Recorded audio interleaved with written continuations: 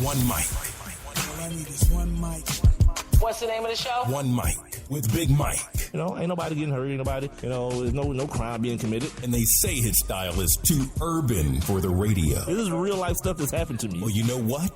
You, and you. One mic with Big Mike. I like to be able to do what I want to do. A sports talk show, but no subject matter is off limits. Meek Mill's concert is not called the Hell Yeah I Bang Khloe Kardashian concert. And now, your host, Put your hands together for the one, the only Big Mike. All I need is one mic.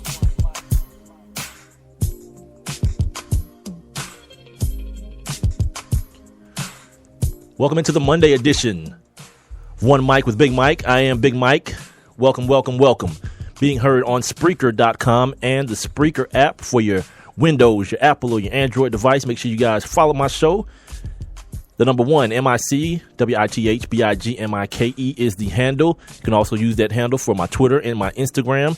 As far as Facebook goes, I'm at Facebook.com/ONEMICWITHBIGMIKE. That's One Mic with Big Mike. Just spelling out the one instead of using the numeral. You guys can also hear the show on YouTube and Tumblr, or not YouTube and SoundCloud now. Excuse me. You can also hear it on Tumblr, but I don't really check that or know much about it, so I don't really send you guys there anymore. But the YouTube thing seems to have been paying off. Got a gang of listens on Friday for Friday's show. Hope you guys enjoyed that. Just make sure when you do that, when you listen or when you download the situation, stream it, whatnot, go ahead and hit that like button as well, so I can get my likes up. Speaking of liking, also make sure you guys like my YouTube, or not YouTube, my Facebook page as well. As far as this show goes, you guys follow my show on Spreaker, Spreaker. You guys can join the show interactively by jumping in the chat room, the live chat room. I do comment and chat back with you guys. Just click the little thought bubble at the bottom of the screen, and you guys can get on in on some of these conversations. Okay. As far as today goes, we're a couple days away from Thanksgiving, or as I call it, the extermination and pillaging of a people, and then celebrating that each and every year by gorging ourselves with the food that they taught American people how to prepare and eat. So yeah, that's that. Like, I've said this before. The whole idea of holidays is ridiculous to me. It's like planned fun. Okay, now, today, be thankful today. Well, what about yesterday? What about next week? How do we work that out? I don't know. It's a stupid thing to me. I don't know any other way to say it. I just think it's stupid. But it is happening. And my man Gordon said, when I actually Instagrammed something. The number one, MICWITHBIGMIKE, One Mic with Big Mike, is my Instagram if you guys want to check it out. I think it was a picture of two little white girls sitting on Santa's lap. And one of them was giving either the photographer or whomever the finger. And I thought it was hilarious. And so I Instagrammed it and said, this is how I feel about just thinking holidays. And my man Gordon, my former coworker over at the radio gig, he was like, but act like you ain't gonna eat. And I'm like, yeah, but you know what? I eat every day. So, whatever. I'll eat on Thursday as well. I'm not really, like, ever since I was a kid, I've never been really into, like, just, piling food into my body. I'm a big dude, but like my size a lot of times comes from two things, like playing ball, working out. But then now as an older man, it's just my eating habits aren't the best. I don't eat a lot of junk, but I eat at very, how do I want to say this? Very weird times in the day. You know what I mean? So, maybe that's for you guys or whatnot.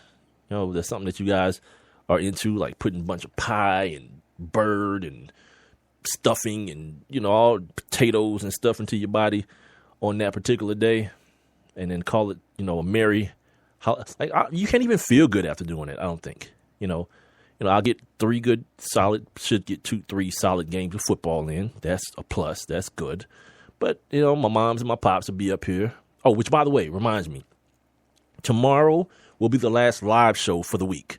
I'm going to take the rest of the week to spend some time with my family. What I'm going to try to do on either tomorrow or Wednesday is to put together some best of clips. They may or may not be the normal 2 hour length that I do every day when I do it live. But, I'll try to make sure it's more quality than quantity if that is the case. Try to figure out the best things I've said. That's I'm using the word best very loosely in this term, in this manner. But, we'll do that. And for the rest of the week, you guys can check that out. You can share it with your family that'll be in town, see what they think about it. And you can always, as usual, comment on them either through my Twitter or Instagram or even on the Facebook page. The Twitter and the Instagram are the number 1 MICWITHBIG one Mike with Big Mike. And the Facebook page is ONE MICWITHBIGMIKE. Shout out to my man Matt. He's in the building. I'm going to set the show up here in a second. It's really not a lot to set up, to be honest with you. Not today. Because yesterday. Now, this show is being broadcasted over the wide world of web. WWW, right? And just found out today, check my little stats out, that I guess a couple people checking me out. And 7% of my listeners come from Australia. How about that? Yeah, we moving on. So to my people in Australia and Massachusetts and all these other places that you're listening to the show, today is going to be a little bit different.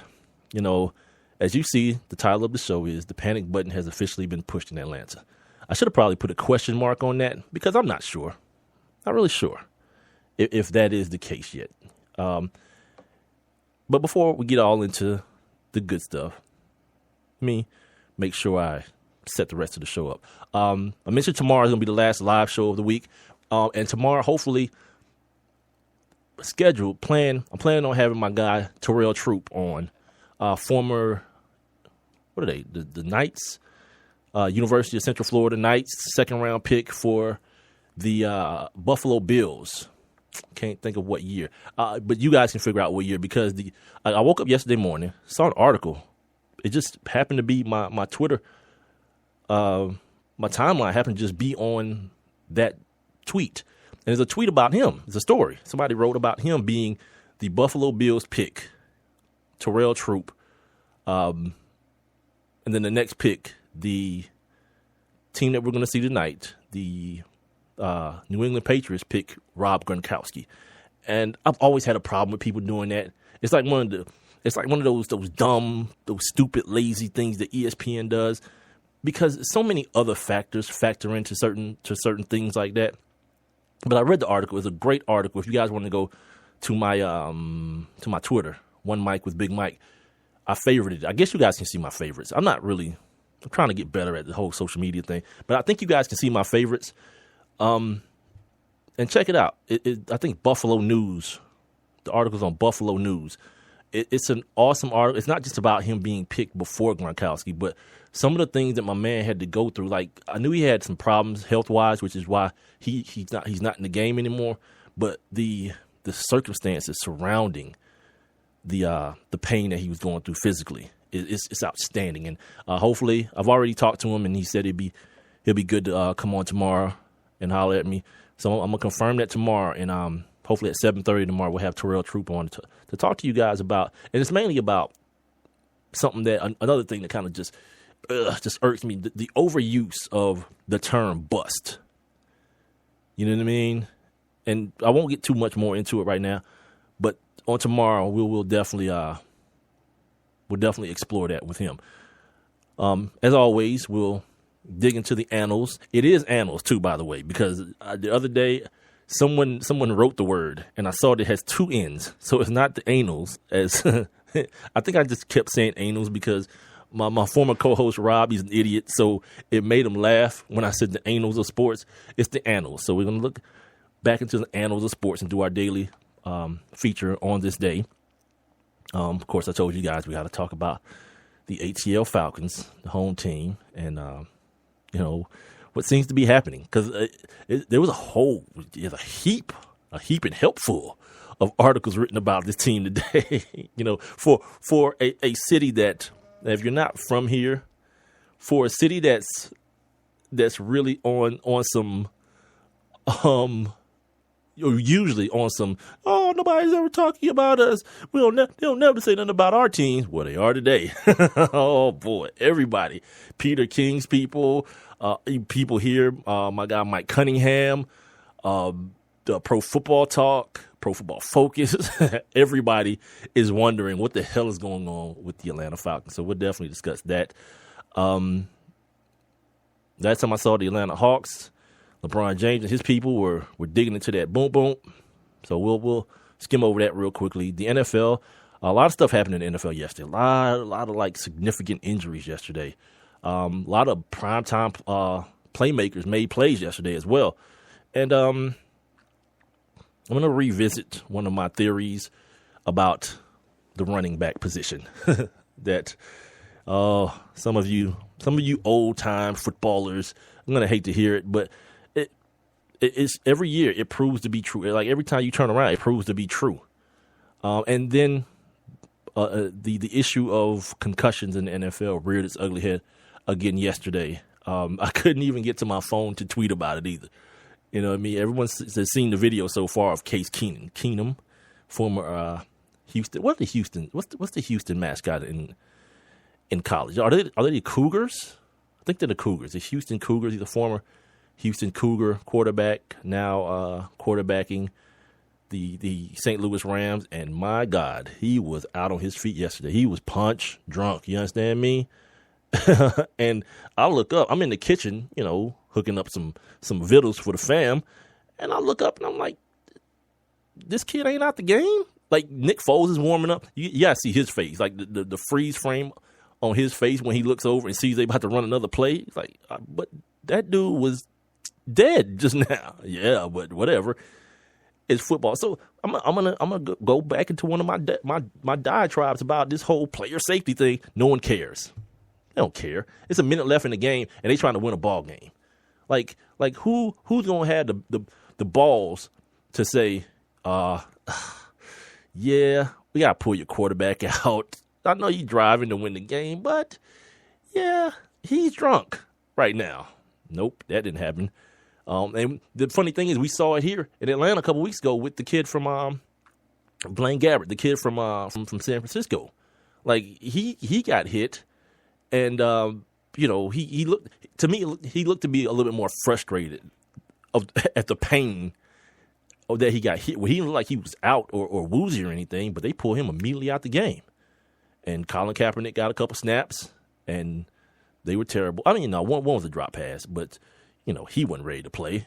Matter of fact, he's out for the season now. I didn't even have him on my injury list here, but I just thought about it as I'm talking about. He's out for the season with some sort of pectoral or something. He's got to have surgery, and he's out for the season now. So, yeah, boy, how things have turned. Remember when Jaworski was like, this kid could be one of the greatest quarterbacks ever? Not so much. There's still time, but yeah, not right now. It doesn't really look like it. So we'll get to all this NFL stuff. Another wild day in the land of college football today. And one of the things I hate the most happened. Like someone expressed a real life, a human emotion, God forbid, right? And today, oh God, the mainstream media, the white media, what the hell? A football player with an opinion? Like everyone lost their job. Doug Gottlieb said, "There's no way that you can stand in front of a hot mic and talk about your boss." And then compared it to himself talking about the execs at CBS Radio and wondering how long it would take him to be fired from the time he turned his mic off to the time he walked to his office. How long would it take for him to get fired? Here's what that is, homeboy. It's apples and freaking oranges. You understand? Like in one case, you're an employee. You get paid a mighty nice salary from what I understand. In the other case, yeah, this kid is getting his butt punished for the freaky weesky. You know what I mean? He spent part of the week in the hospital and willed himself onto the football field to play. I'm talking about Ezekiel Elliott. I've blown the tees by now. And to the point, now he's sitting up there, probably the biggest game of his career to this point in college. 11 carries. This is a guy who was looking to get him a national championship this year, as well as a Heisman Trophy. And as things currently stand, neither one of those things are probably happening right now. So, yeah, the kid's frustrated, and then they start sticking mics in his face, and they got exactly what they wanted. So, I'm going to talk more about it as we progress. Donald Trump made the show today. He's an idiot. And I tried my best to not have him involved in the show, but this has to be mentioned. And it may not even be today. It may be tomorrow, because there's so much of this Falcon stuff to get to. You guys know, usually I don't really hit this local stuff until the second half hour, right? But, after yesterday, the Falcons lost, by the way. And we talked about it last week, right? Shout out to my guy, Mark Cooper. He's in the building. He's in the interactive chat room. One Mic with Big Mike is the name of my show. If you guys want to search that on Spreaker.com or the Spreaker app on your cell phones, go ahead and do that. You guys can also be in the chat room like Mark and Matt as we talk about these Atlanta Falcons. They started off the season 5-0, ladies and gentlemen. And the people here were excited. They were like, yeah, Falcons Super Bowl. Now, I don't know. I never heard anybody say that, but the attitude was such. You know what I mean? And something that I'm always preaching, especially around here, is tempered enthusiasm, because things aren't always what they seem. You know, a couple of weeks ago, what did I do? I went through that beginning portion of the schedule, and as you go through that initial part of the schedule, what you realize is that in a quarterback-driven league, some kind of way the Falcons looked up and saw one starting quarterback, or that wasn't a rookie. You feel me? They saw Eli Manning. I think they won that game by 2 points, but they got a chance to see Brandon Weeden. They saw Jameis Winston. They didn't even see Marcus Mariota. They didn't even see the starting rookie. They saw Zach Mettenberg, a 6th-round pick out of LSU. So the first 5-6 games, the Falcons was like, bet, let's do this. All backups and rookies. Let's go for broke. And they did, 5-0, right? Everything was hunky-dory.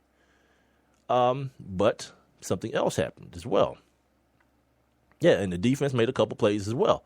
The defense actually is very improved this year. Now, the one thing I have for you guys today is numbers. You know what I mean? Because I don't have a dog in the fight. I don't have my heart is not in it. But what I want to do, I want to quantify it. I want to make it tangible for you guys as to what your team is. You know, I can sit up here all day and say, you know, no one's thinking that this Falcons team was going to make a Super Bowl run this year, right? And from reading today, obviously all the pundits or the pundits felt as though this team was around a 500 team, right? Look, Bradford, yeah. See, who the hell is he? You know what I mean? He's your backup. He's your backup's backup. You know what I mean? Kirk Cousins and these dudes, have them, please. So yeah, this team is a team it's in transition right now. You know what I mean? Brand new head coach, obviously brand new offense, brand new defense. It's a little bit different than what it's been. You know, and last year there was this call for Mike Smith, the former head coach's head. He got to get up out of here. And whenever that happens, I told you guys at the very, very beginning, the one thing that I don't do, I don't call for people's firings. You know what I mean? And it's really just me personally. You know what I mean? Like if I think somebody's going to be fired, I'll say that. But I don't say someone should be fired. You know what I mean? I've never had a job that I was perfect at. You know what I mean? So for me to hold someone to that standard, it's hypocritical to me. So when the Mike Smith stuff was happening, by all means, I understood why people felt that way. But something that I always say is, okay, fire him for who? Like, who's next? Because I look around at the teams that are the most are the most consistent.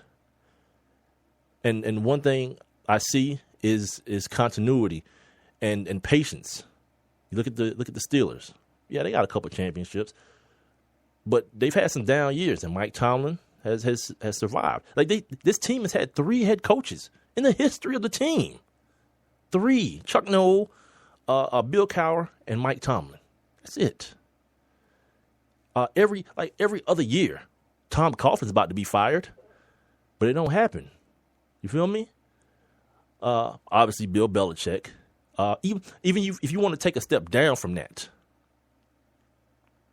Marvin Lewis. Like we talk about Marvin Lewis. Like last night, they lost again in the ESPN narrative in prime time. Whatever, they scored 31 points and they lost to a damn good football team. Like that Cardinals team ain't no joke. You know what I'm saying? that ain't the Raiders rocking up in there, or somebody like the 49ers. Oh, well, that might be a little close to home, talking about losing to the 49ers. But my point is, Marvin Lewis, they've stuck with Marvin Lewis. And the reality of that is, guess what? Every year, even though they might be out in the first round of the playoffs, you know what they are? In the playoffs. Like, you got to be in the tournament. You feel me? You've got to be in the tournament in order to win it in the first place. So when the move was made last year, the same thing that happens every time something new comes to Atlanta. And I don't know, this might be the same case in other cities as well. But I know here in my city, it was hashtag quitting. You know? Oh yeah, we got the guy from Seattle. Here's the thing. Let me explain something to you real quick. You know who Gus Bradley is? I do. He's the head coach of the Jacksonville Jaguars. You know where he came from? Seattle Seahawks, the defensive coordinator. So then there was Dan Quinn, Seattle Seahawks, defensive coordinator, right? Here's the problem with that. Pete Carroll, the head coach, he's a defensive coach. So how do you really know how good these guys are? You don't. You're taking a chance, cuz. You know, you took a chance on Mike Smith. You know, Jack Del Rio was a defensive head coach, and Mike Smith was a defensive coordinator. It worked out. For many a year, it worked out. I mean, he came in here and revived a situation that was, you know, for lack of a better word, it was dead. So, and if you look closely at things, right? Because what you look at is that Legion of Boom, and everything has a cute name to it, right? That team, that squad, that defensive squad, for a long time has just been uberly talented. Has been a very talented squad, so they got away with a lot of the undisciplined stuff that went on up there. They got away with it because they were so talented and they made so many plays. But when you translate that to here, some of the things that happen along the line of discipline, you know, to Matt's point, Matt's in the chat room, he's talking about how good the defense has gotten or how much better. Well, we got to be careful with that as well, because when you're 27th and now, what are you, 22nd now? Yeah, that's an improvement, but look, you're still in the bottom half. You're still not getting any pressure. I got some numbers here for you guys. Let me become a numbers guy for you real quick instead of me just rambling and babbling about this. We talk about, you know, the sack game, sacking the quarterback. This is from Pro Football Focus, one of my favorite sites to get. If you want to delve into what you're seeing on Sunday, and you want to put numbers to it, these are the guys. Like every National Football League GM subscribes to this site, because what they do is they watch the film, they break it down, and they grade it the same way coaches do. So you're getting a very, very accurate portrayal of what your favorite player is or what your favorite team is.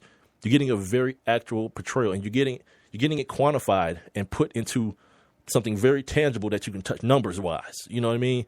It's not like, oh, Vic Beasley's a beast. Well, kind of, sort of. You know what I mean? He's out there running around like a chicken with his head cut off. You know, he's still a young kid and he's still learning how to play the game. See, what happens is you draft Vic Beasley in the first round, just like you drafted Bruce Irvin. But you know what you asked Bruce Irvin to do in Seattle? Put your hand in the ground and just go get the dude with the ball. He didn't even start. They drafted him first round. He didn't even start. He had a particular skill set. And then later on, a year or two after they drafted him, they moved him to linebacker. Like he wasn't even a dude that was playing the position he got drafted at anymore. So anyway, back to the numbers. So I'm sorry. They didn't go from 27th to 22nd. They went from 27th to 17th. And Matt, you're exactly right. Matt said, I care more about points allowed. That's right. Because the objective of any defense is to keep the other team out of the end zone. You know, yards don't make a difference. Whatever. Get as many yards you want to. If all you're doing is kicking field goals, I win. I should win. In the National Football League, I should win. But let's talk about some of these numbers that contribute to those things, though. They don't get many big plays on defense. Those game-changing plays that we talked about yesterday. One happened against them. What's the boy's name? DeQuil Jackson. That pick six that swung the whole game, man. That play, and we'll talk about it here coming up in the second half hour of the show. But it swung not only the momentum, but it gave the Colts a different outlook once that play happened. Now the first pick, I don't know. Like I've stopped trying to guess and call stuff. You know what I mean? Because that first pick in the end zone, it looked as though the ball hit the ground and moved, and the rule says the ball can't help you. The ball can touch the ground if you have control of it, but if it moves and the ground aids you in catching the football, then it's incomplete. Well, I don't know. Whatever. Guess not. Because I turned the channel. Actually, I turned it back to red zone because I figured, like, all right, they got another play. I turned it back. No. It was on the red zone, matter of fact. So Scott Hansen turns it back, and it's like, nope, Colts ball. I was like, all right, whatever. I guess.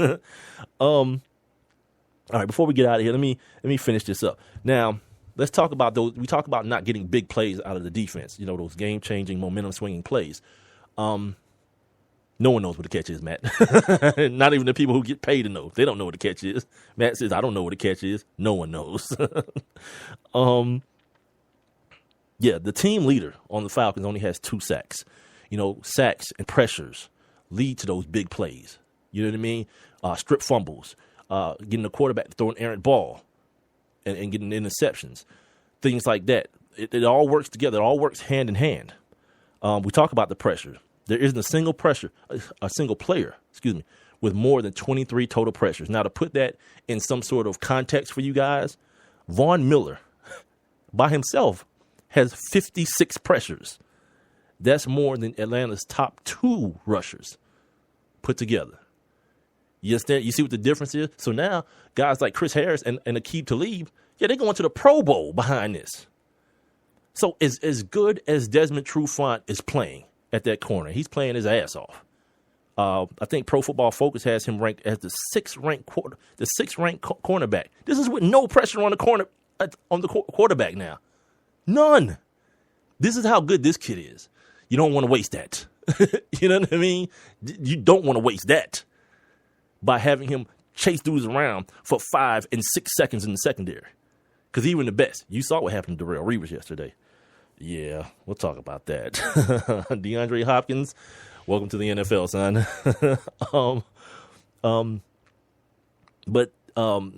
Lastly here, per Pro Football Focus, Atlanta now has 11 players with negative grades at linebacker or in the secondary. That's tough, man. You know, and what that does, you know, the collective effect of that is there's a lot more pressure on the quarterback position, on the offense as a whole. And that's what I want to talk about next. You know, I want to talk about Matt Ryan. I want to talk about the offense. I want to talk about Julio Jones, the whole kit and caboodle. What the hell is going on after that 5-0 start? What are we looking at now? You know, that's what I want to delve into next. And we'll do that right here on One Mic with Big Mike on Spreaker.com and the Spreaker app for your cell phones and your mobile devices. It's Thursday night, and you're grabbing drinks with some friends. Started off with a pitcher for the table, which quickly becomes two. There's pool. And there's the photo booth. All right, everybody squeeze in. Say cheese! Followed naturally by an order of wings. And another. Can we get some extra ranch sauce? Then there's the ceremonial nightcap. So what are we doing this weekend? And lastly, it's back to the car, which, if you're buzzed,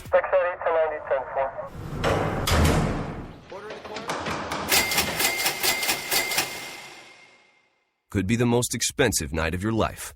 Getting pulled over for buzzed driving could cost you around $10,000 in fines, legal fees, and increased insurance rates. Nothing kills a buzz like getting pulled over for buzzed driving, because buzzed driving is drunk driving. Brought to you by the National Highway Traffic Safety Administration and the Ad Council. Hi, I'm Layla Ali. I might be undefeated in professional boxing, but there's one problem even I can't fight alone. Childhood hunger.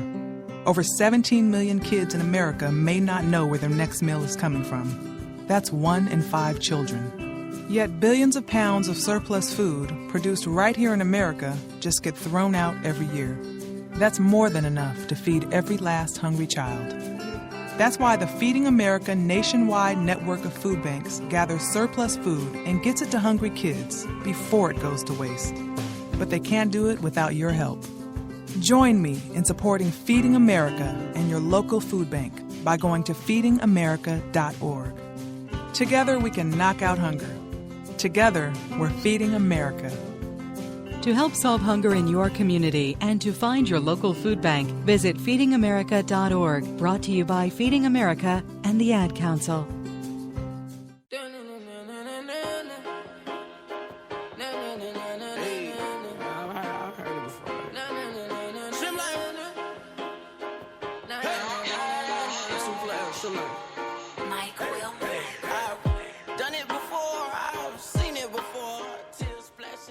Welcome back to One Mic with Big Mike.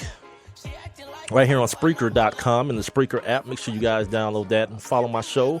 The number 1, MICWITHBIGMIKE. Use that handle.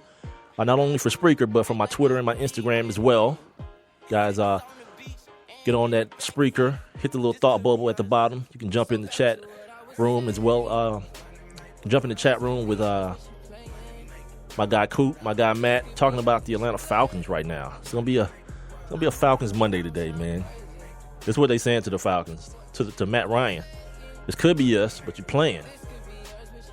Yeah, boy, they looking up at those Carolina Panthers. These boys ain't lost a game in over a year. They on the sidelines dabbing and all kind of foolishness, and the Falcons still got to play them boys twice. Here's the funny thing about that, though. They played the Cowboys on Thursday, which, by the way, Tony Romo is back in the building. Showed up and showed what he's worth yesterday, what a good quarterback is worth. You know how many arguments I've had with people in defense of Tony Romo and exactly how good that dude is? It's ridiculous. And now it's like what they say, you don't know what you got till it's gone, or until you see Brandon Whedon and Matt Castle. Until you see that, yeah, it's exactly what's happening right now. So yeah, he came back and they won. But the funny thing is, the Carolina Panthers, who ain't lost a game in over a year, regular season game in over a year, are underdogs.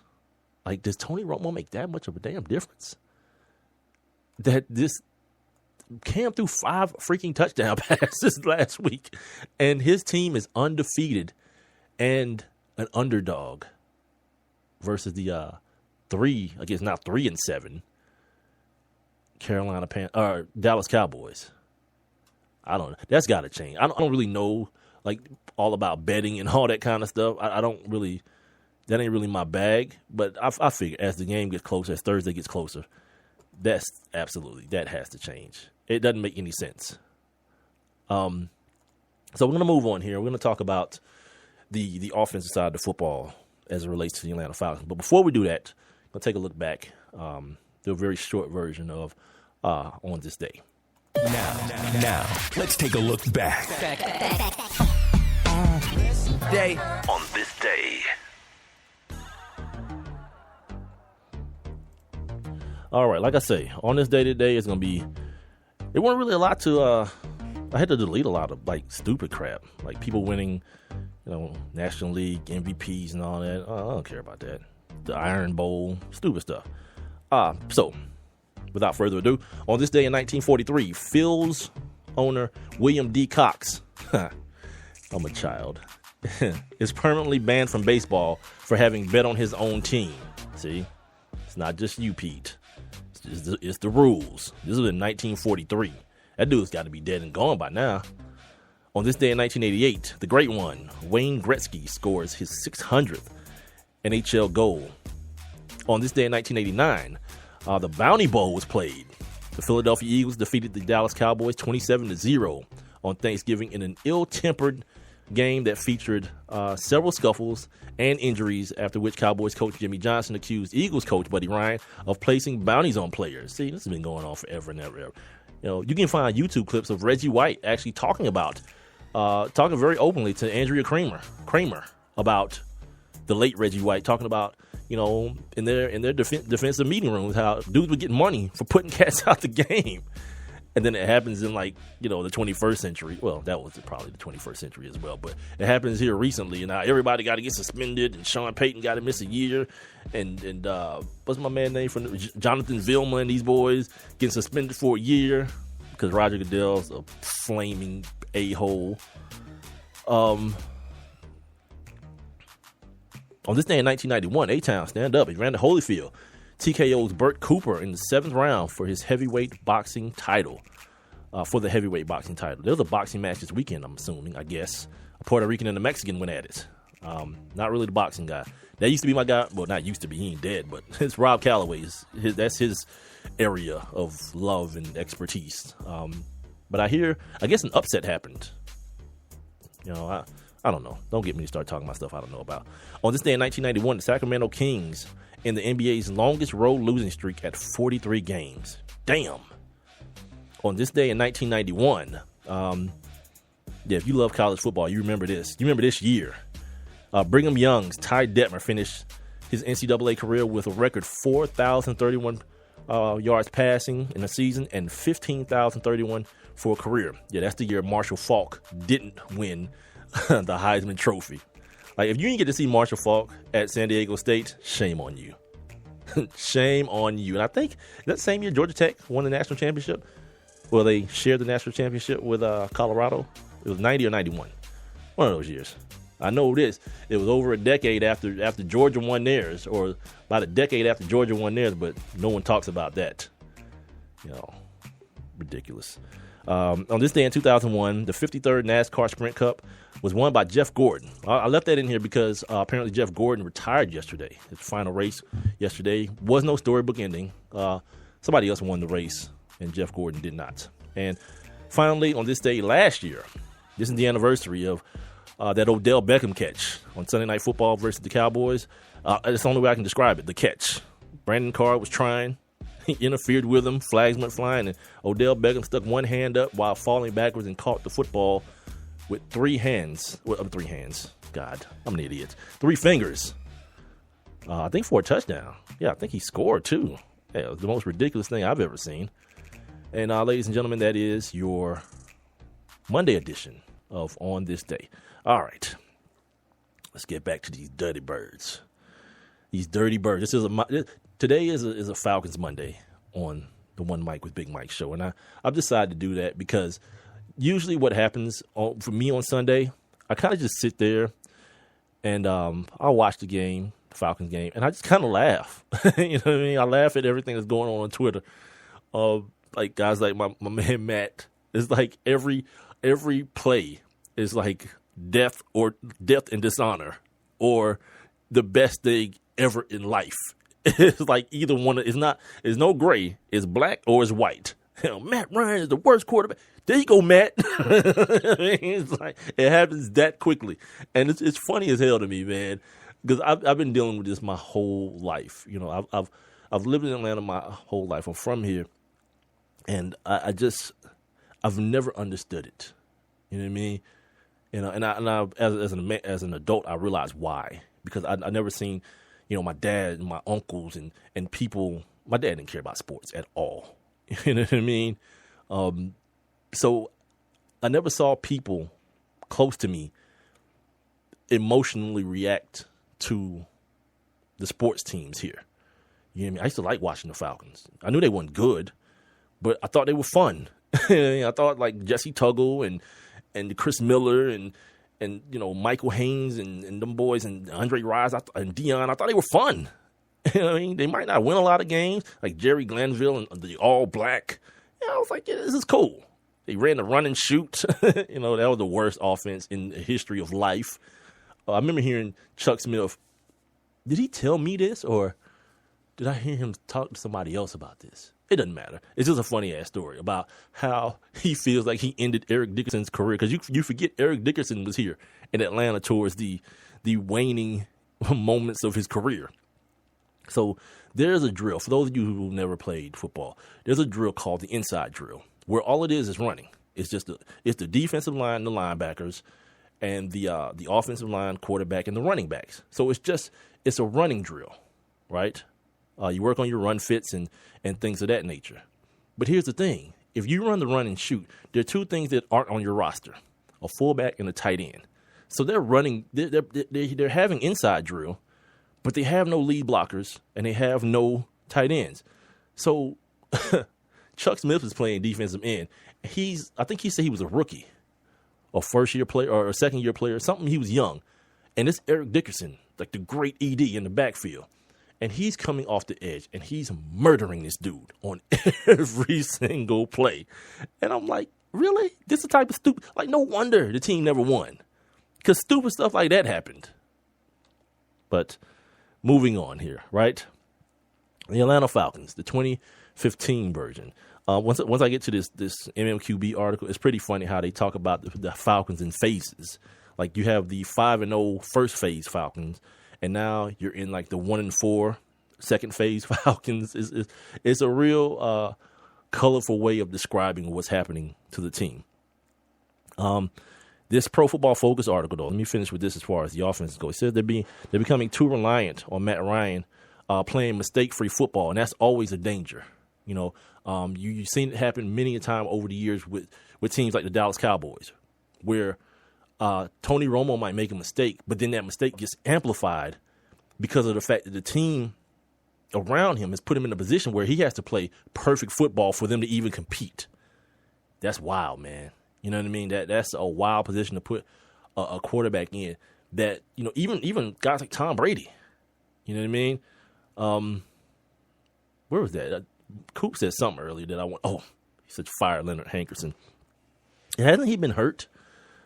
I think Hankerson's been hurt. As you can tell, I'm not paying attention. But to Mark's point, again, let me put some tangible things around the stuff that you're saying, Mark. So when you go to you guys check out Mark's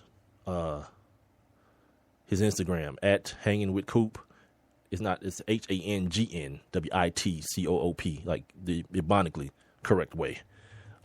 He always posts his haircut game, right? So when you're in a barbershop, Leonard Hankerson, he's the 111th ranked wide receiver. He's dropped 8 passes on just 44 targets. Now, again, put it in perspective. Julio Jones, arguably the best wide receiver in the league, at least one of the top 3.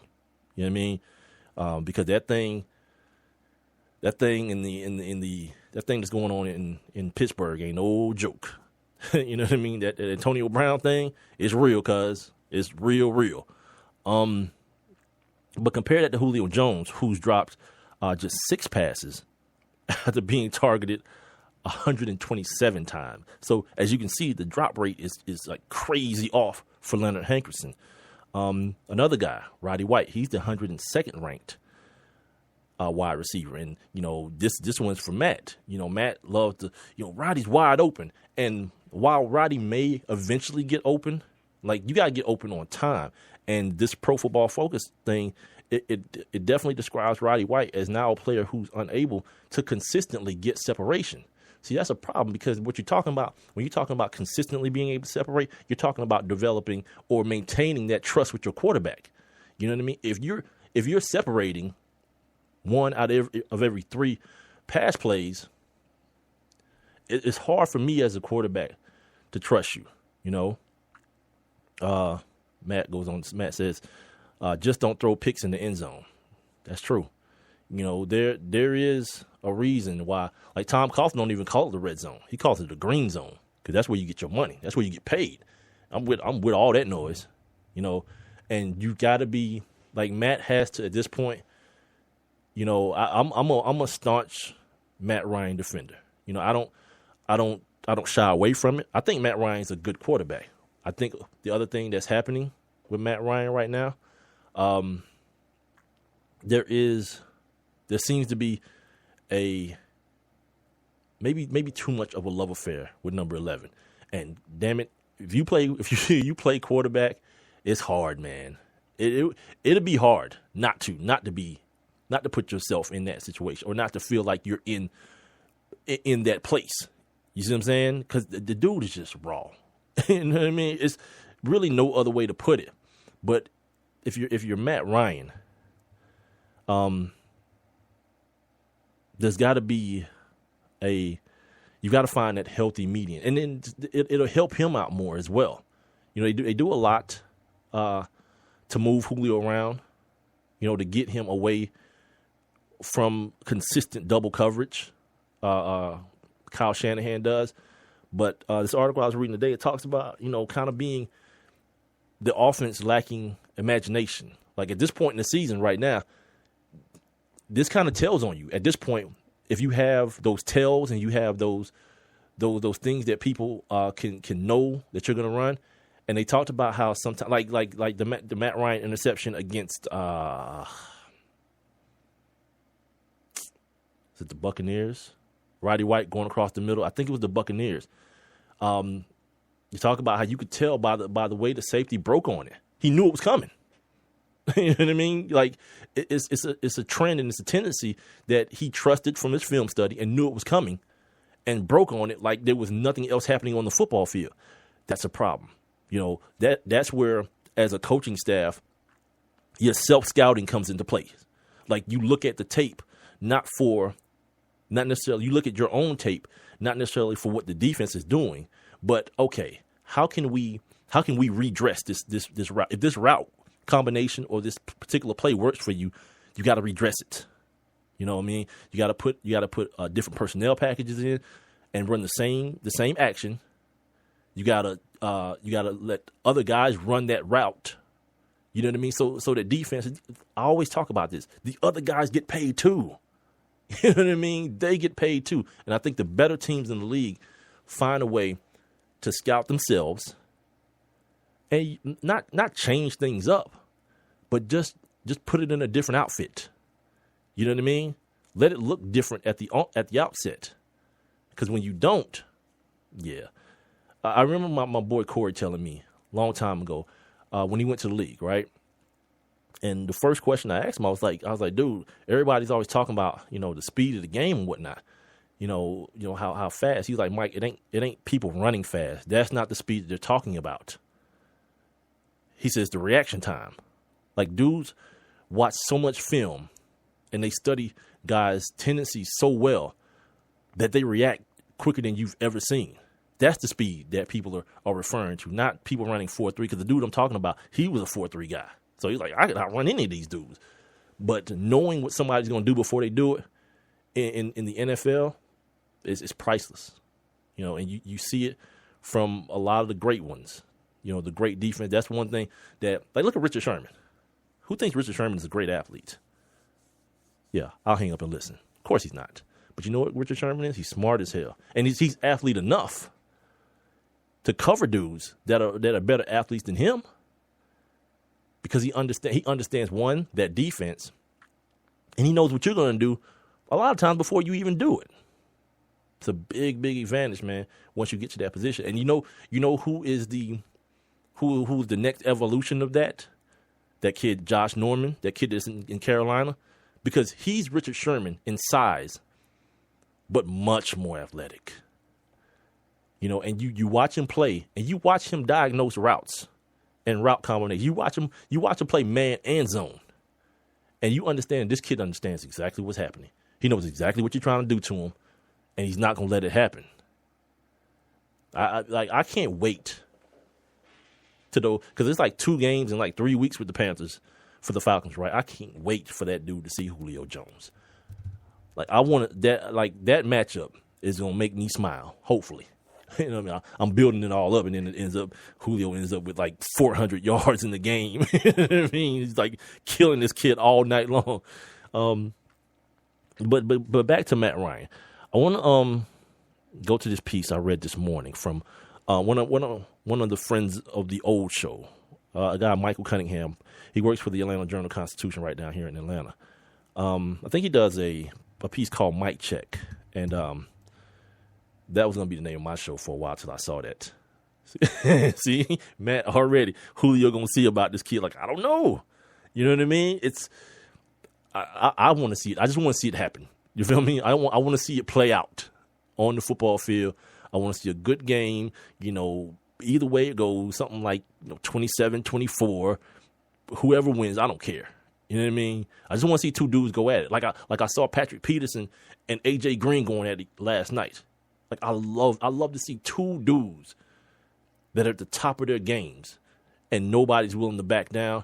Like that's perfect scenario football to me. You know, and I can't wait till Julio Jones sees this kid, or and vice versa. Yeah, it's gonna be on Matt. A lot of it's gonna be on Matt, and a lot of it's gonna be on Kyle too. You know what I mean? Like Matt, you know, you remember back in the day when the 49ers used to come in here, right? Bill Walsh and those boys and George Seifert found ways that Jerry Rice didn't have to see Deion. They motioned him, they put him in the slot. They did a lot of stuff to keep Jerry Rice away from Deion Sanders. See, I think Kyle Shanahan does it like don't make it. Like, for my benefit, I'd love it to be like a mano-a-mano thing. But no, be smart. Do what you've been doing all year. Move that kid around and then see. You put him in the slot. Julio, you give him a 2-way go. Let's see how good this kid is. Let's see how good this kid Josh Norman is. Because this is his first year really being, a primetime player with the spotlights on him. Let's turn it up.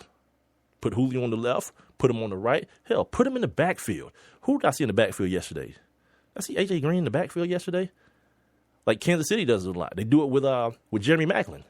They put him in the backfield and then split the tailback out where the wide receiver would be. Move that cat around, man, and make this kid Josh Norman play football. You know what I mean? It ain't trickery. It ain't you being scared of him. Make him be a football player. Cover the whole field and let's work. Let's go. You know what I mean? And if you lucky, you get some mismatches. You mess around and put Julio in the backfield and then get him on Luke Kuechly. And then watch a grown man cry. Watch that happen. Run it. But Mike Freeman of the Atlanta Journal-Constitution, he poses a question that I was waiting for somebody to do it. Like, I didn't want to do it because Matt will tell you, I could be confused for Matt Ryan apologist. You know what I mean? But he asked the question. He asked, "What's wrong with Matt Ryan?" That's the actual title of the piece. And like I've been waiting for, I think a couple of weeks ago it was asked, and Matt kind of just shut it down in the press conference. Like, no, I'm fine. Everything's good. Which is, it's what you expect him to say. But he talks about not only, like, everyone can look at a football game and see a quarterback make bad decisions, right? The DeQuell Jackson play yesterday, Matt didn't get his head around fast enough off the play fake. And he assumed because this kid was in the A gap and they were backed up on the goal line, he assumed that he was coming. No. The way it was described, DeQuell bit on the play fake, but again, the predictability of the offense told him that once that happens, there's a slant coming my way. So all I gotta do is get my ass back in my zone as quick as possible and look for the football. And that's what he did. You know what I mean? So there's always collective blame to be dispersed in situations. Like in the heat of the moment, you say, "Oh, damn, Matt, what the hell?" Yeah, of course, because he's the guy with the football. He's the guy who threw the football. But then you think about the next day when guys who get paid to break it down, they tell you exactly what happened, and then you look back and see it. even if you replay it in your mind, you say, okay, yeah, they're right. That's exactly what happened. You know what I mean? That's precisely what happened, you know. So, yeah, decisions were made poorly. But this article isn't about decisions. He's just talking about the throws themselves, the overthrows, passes that we've seen Matt Ryan hit consistently. Basically, you feel like he could do it with his eyes closed, missing them this year. You know, wide open Julio Jones on comeback routes. Dudes bailing on the snap, the corners bailing on the snap. And Julio being wide open on comeback and Matt just airmailing it. You know what I mean? And then he pointed out, like I made a joke about it yesterday, the Hail Mary, you know, that fell like 10 yards short of the end zone from about 50 plus yards away. You know, just an NFL throw that, like, a couple years ago, like 2 years ago, we saw Matt make essentially the same throw in the waning moments of a football game against the Carolina Panthers. Remember? He threw the ball. He just heaved it, and Roddy White caught it. He heaved it from, like, the end zone. Roddy White caught it on the plus 50, over the 50-yard line. So we've seen him throw the ball pretty damn far. But yesterday, it just didn't make it. You know what I mean? And I can assume that's, well, not assume, but because I'm reading the article, Mike Cunningham basically says, you know, to him, that's evidence that something's wrong with this kid, that he's not able to control the football the way he wants to. He's not able to put, like, we already talking about a dude who ain't got, like, this ain't Joe Flacco or Jay Cutler. This ain't that. But he got a, you know, Tom Brady-esque NFL arm, you know, Eli Manning-ish arm. You know what I mean? He don't throw it through the wall, but it usually gets there. And gets there in plenty of time.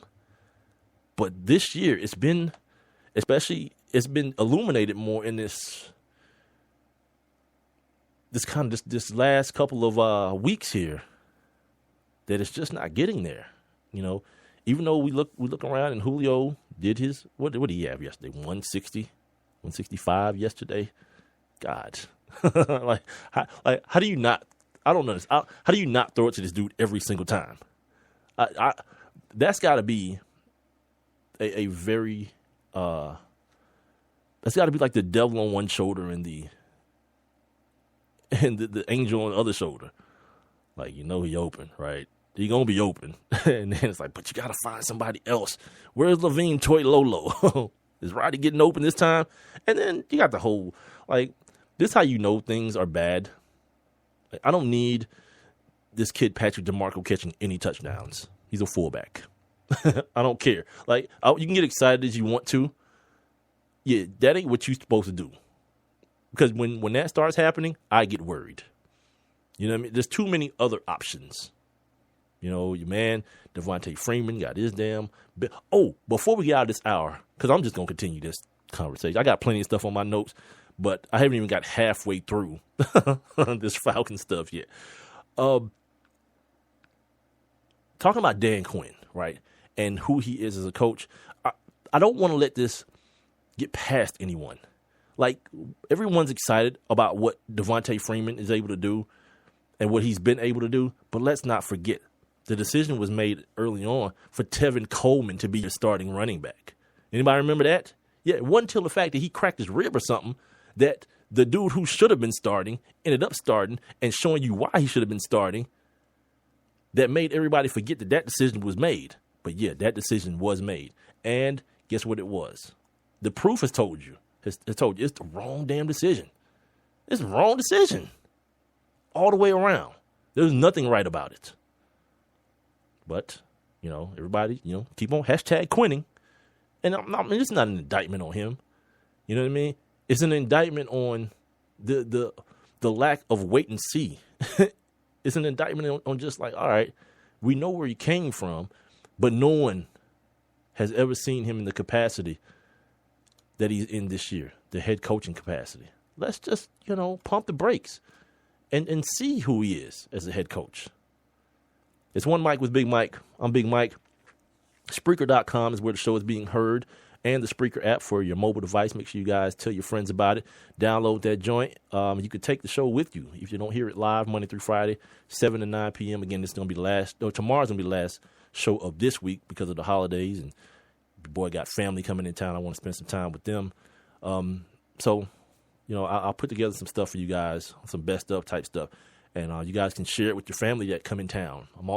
I'll be on Twitter and Instagram at the number 1 MICWITHBIGMIKE. And like I said, we're gonna continue this Falcons talk. We got some Hawk stuff, and also have some just general NFL and college football stuff as well. So we'll try to get through all that in the next hour of the show before we got to get up out of here. But if not, we'll roll it over to tomorrow like we usually do. Attention men under the age of 35. You know what really impresses the ladies? When a guy has a few drinks and later gets pulled over for buzz driving.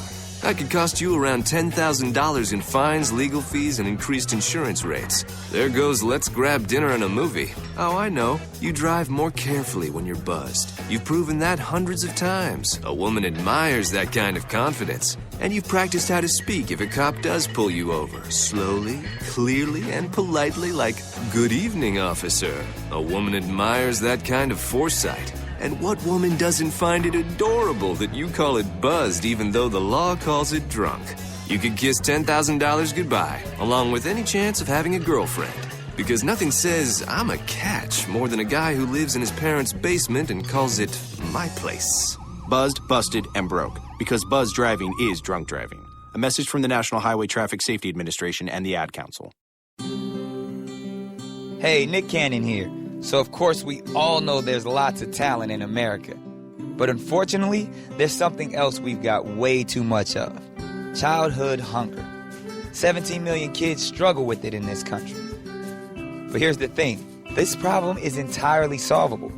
Seriously, we already produce more than enough healthy, nutritious food in this country to feed every single last one of those hungry kids. We just need a way to get it to them. That's why the Feeding America nationwide network of food banks is out there every day gathering surplus food to give hope to hungry kids and their families all across the country. But they need your help.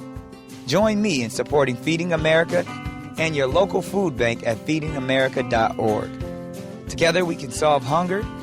Together we're Feeding America. A message from Feeding America and the Ad Council.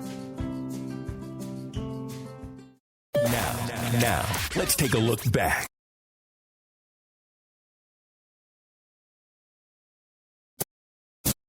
One mic. All I need is one mic.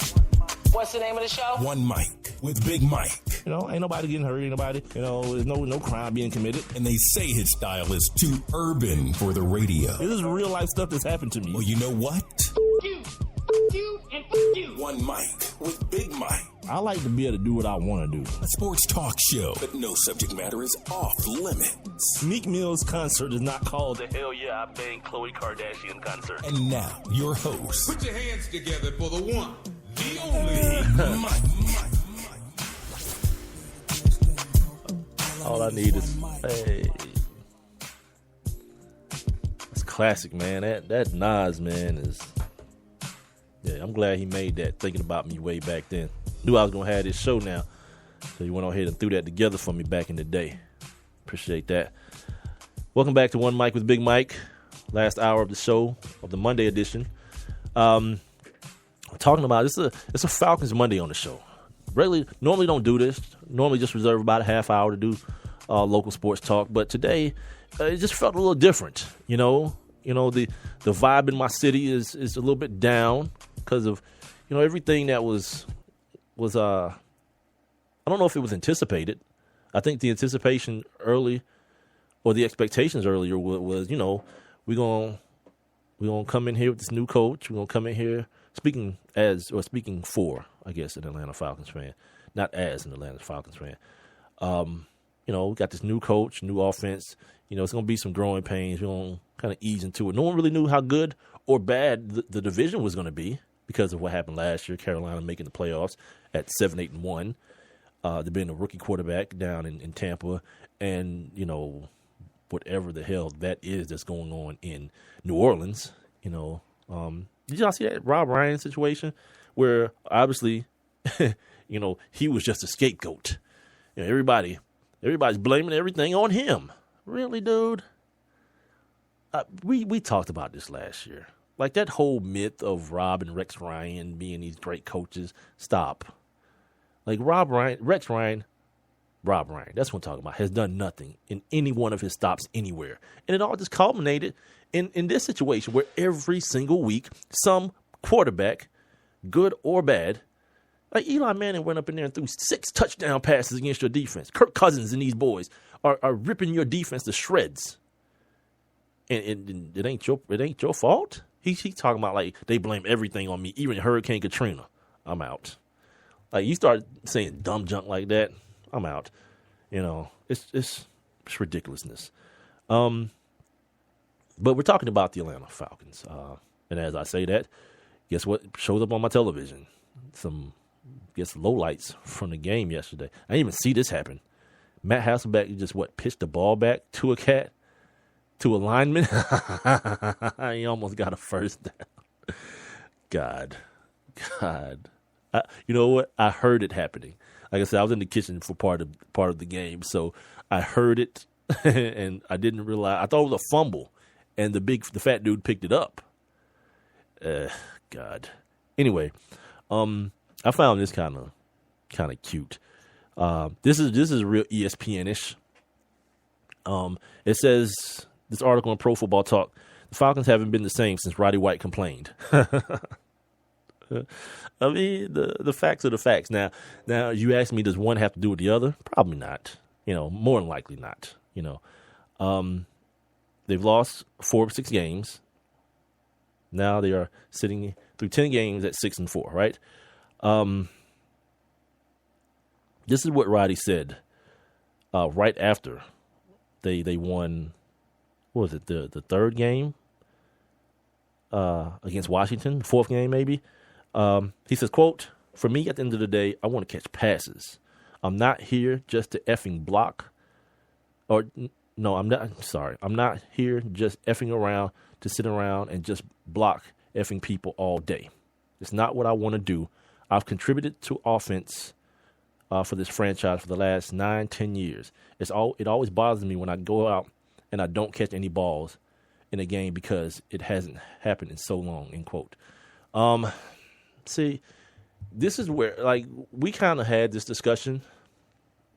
What he's saying is just what's going to happen, man, to older players, and it was all good just a week ago, as, the lyric says, but not necessarily a week, and when you and Julio are friends, and I think they are friends. I see Instagram posts of these dudes just hanging out, like, off the football field.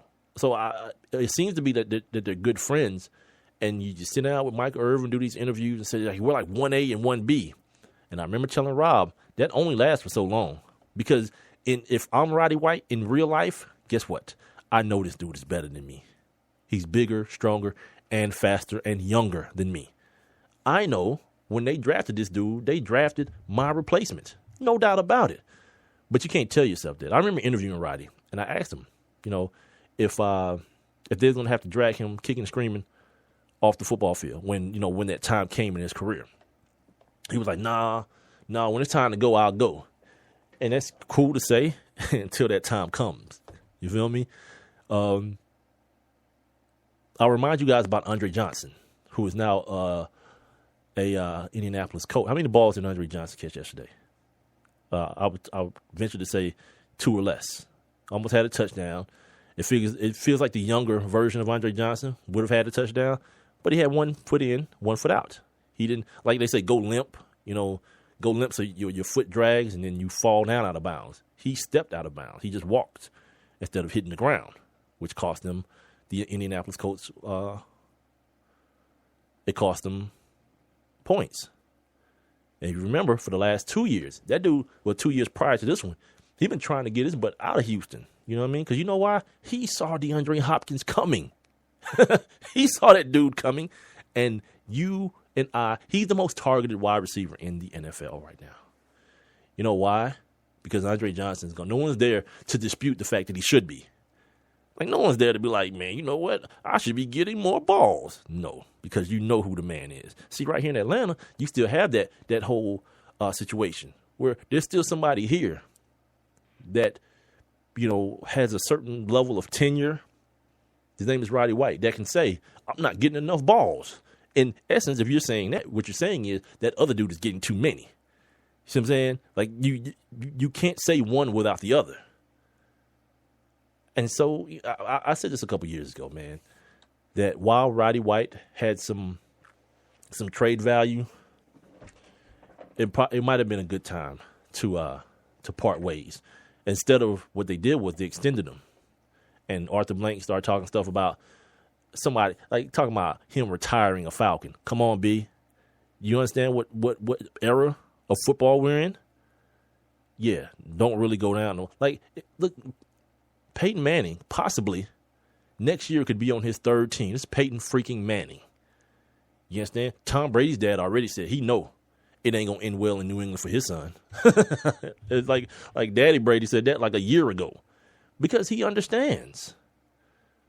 And the reason I mentioned, Roddy having trade value, and the reason we were having that conversation, my guy Rob and I, is because I was such I was so against the Julio Jones deal. I was so against it. Today, I'm still against it. I'll probably go to my grave saying to anybody who asks me that Julio Jones trade is what cost Mike Smith his job here in Atlanta. That's a lot to get from up under, man. When you give away 5 picks for a dependent position, which is what a wide receiver is. A wide receiver can do nothing without the help of a quarterback. You know what I mean? It's like when Sammy Watkins went to Buffalo. I was like, good luck, dude. You're going to be in Buffalo, cuz. And guess what? I like Tyrod Taylor this year. I did not like E.J. Manuel before that, and whoever was there before that. I think Tyrod Taylor's good, but you know what Tyrod Taylor is? He is a throw the ball 18, 20 times a game guy. He's not a volume passer. He going to make 4 or 5 plays with his legs every game. And because he allegedly has a formidable defense on the other side of the football, they'll stay in plenty of games. You know what I mean? And it's not to say that he can't throw the football, because we've seen this kid. Matter of fact, they're about to play the Patriots tonight on Monday Night Football. The last game against the Patriots, he threw the football hella well in a comeback, which I think they lost by 8 points when they were about to get the doors blown off that piece. You feel me? So it's not that. But when you do that, when you 5 picks, man, for one guy, that's a lot. Because at the end of the day, what you ask yourself is, how does that equate to wins? Like Arthur Blank had his feelings hurt the year before, and he told everyone, he kind of played himself. We're not explosive enough. We need to get more explosive. So if you're Cleveland and you're sitting there at, 7 at the time? You're like, yeah, we want everything, cuz. We want everything. It's not like they've done a lot with those picks, but it feels to me, always feels like the Falcons could have done more with those picks. You still had a couple years in Roddy White. You know what I mean? Too, that would have kind of, gotten you through. If you pick smart at the wide receiver position, Torrey Smith was there. At your normal pick in the second round, Torrey Smith was there. Randall Cobb was there. Neither one, by the way, is Julio Jones. Even the guy you have on your team now, Leonard Hankerson, was there. Take that for whatever you want to, but he was there. It was the draft where you had A.J. Green and Julio Jones, but then you had another pocket of like 4 or 5 guys who were NFL wide receivers in that second to third round. That if you're talking to me about Randall Cobb and Torrey Smith, and your initiative is we got to get more explosive, those are 2 pretty explosive guys, man. You know what I mean? Julio and AJ were the cream of the crop, no doubt. But 5 picks for anything but a quarterback, you losing, cuz. And you ask me, what about RG3? I'm not mad at that. Nope, I'm sure not. Because here's the thing. If you feel like you've got, let's put the situation in reverse, right? Or let's reorder the situation in the top of that RG3 draft. let's say, for whatever crazy reason, the Colts take RG3, number 1. But then the Redskins give up 5 picks or 4 picks, whatever it was, to the Rams to move up to 2 to get Andrew Luck. Now are we saying that's a terrible thing to do? Not me.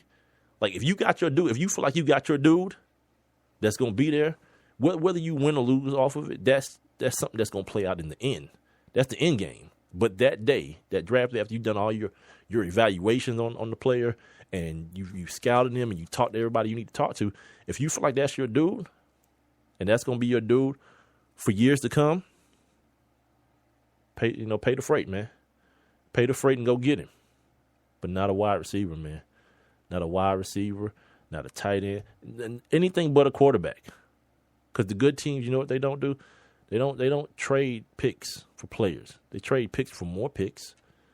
Like every year. The Patriots bomb on more draft picks than anybody. But you know why no one notices? Because they have more than anyone. And with like 12, 13 picks every year. So if they don't hit on, what's that boy's name? Chad, the kid from Florida, the fast wide receiver. They don't hit on him, or they don't hit on Brandon Merriweather, or these cats. Who cares? You know what I mean? We'll keep it moving. Lawrence Maroney, dudes like that, no one cares. Because first of all, we got our quarterback, so now all we doing is supplementing that thing. Aaron Hernandez goes to jail for murder? Fine. Is Gronk all right? Cool. We'll keep it moving. Scott Chandler and these guys. Yeah. I think one of the biggest mistakes that's been made here in Atlanta, and I'll get back to what's currently going on, but Thomas Dimitrov's, his reluctancy to go at what he knows. He's a Patriots guy. He and Scott Pioli, who's here now. They're Patriots guys, but because everyone was claiming that they were going to bring the Patriots way here, they kind of, they verbally said, no, it's not going to be that. We're going to be aggressive in the draft, and we're going to trade 5 picks for a wide receiver. All right. But if it don't equal wins, what are we really talking about? You got an exciting player. You got one of the best in the game, period, bar none. But it's like this dude caught balls for 165 yards yesterday. And they went home with an L. You know what I'm saying? They went home with an L, cuz.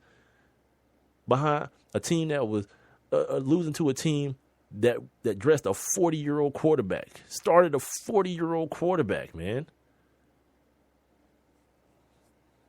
I just don't think that's the move. I mean, even right now. And if you think this is like hindsight type stuff, yeah, there's proof. It's been recorded the day after the draft. We did a show when we were doing the CBS thing. The day after the pick, I came in and did our show and was like, nope, terrible pick. And the phone lines, everybody was like, you must be crazy. Julio Jones a beast. Of course he is. No one's debating that. Yeah. He should have been the Cleveland Browns beast. For 5 picks, you must be out your damn mind.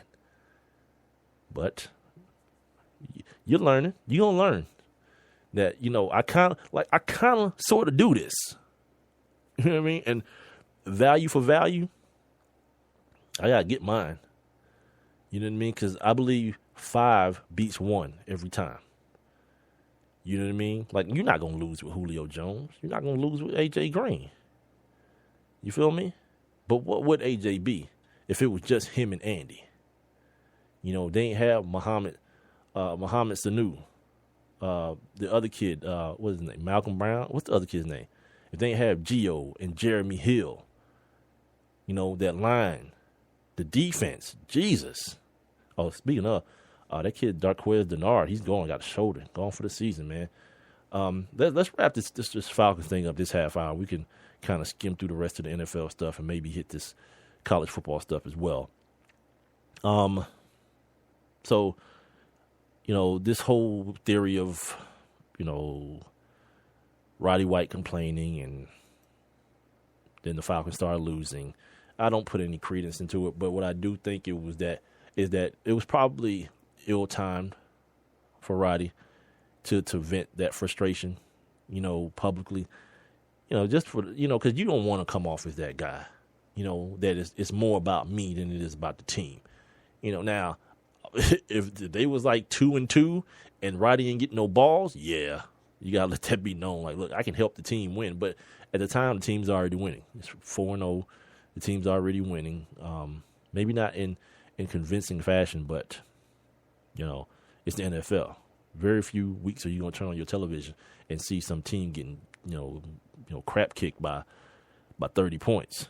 It just ain't. It's not really feasible.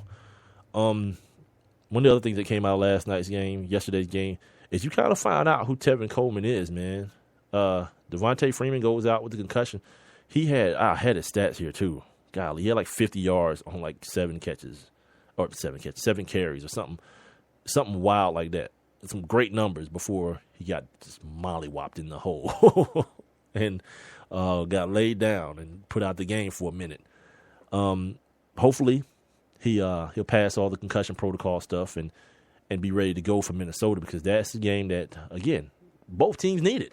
Minnesota just lost to Green Bay, which puts them in second place in the NFC North, which also puts them back into the wild card. That's what the Falcons are playing for right now, those wild card spots. So they're going to need to beat Teddy Bridgewater this time with Adrian Peterson, because remember last year they went up to Minnesota and Teddy Bridgewater got his first start and first win against these same Atlanta Falcons, without Adrian Peterson. So Adrian Peterson's back, leading the league in rushing, doing that thing that he does. And, like the old lady said on the Clumps, this ain't going to be no easy win, N-word. You know what I mean? Like Paul Warlow and these boys, got strap it on, man. Because this other kid, I never can remember his name. The kid that got number 14, the wide receiver, yeah, pretty damn good. And they didn't trade 5 picks for him either. I think this dude was like a 6th-round pick or something. You know what I mean? But that's what scouting does for you. Scouting and good coaching. Like, you don't have to overreach, and that and I'm going to say this, that was an Arthur Blank thing. You know what I mean? It was an Arthur Blank thing that he said, from my understanding, do whatever it takes to get Julio Jones here, because they weren't going to be able to get far enough up to get A.J. Green, who the word was they liked more. They liked A.J. more, and they kind of spun it after the fact. Like, no, we didn't get the second, our second choice, when, all the football people, they said differently. Which, who cares? You know what I mean? Like, if my first choice is Sanaa Lathan and then, second is Nia Long, who losing? Like, you tell me how I lost. So,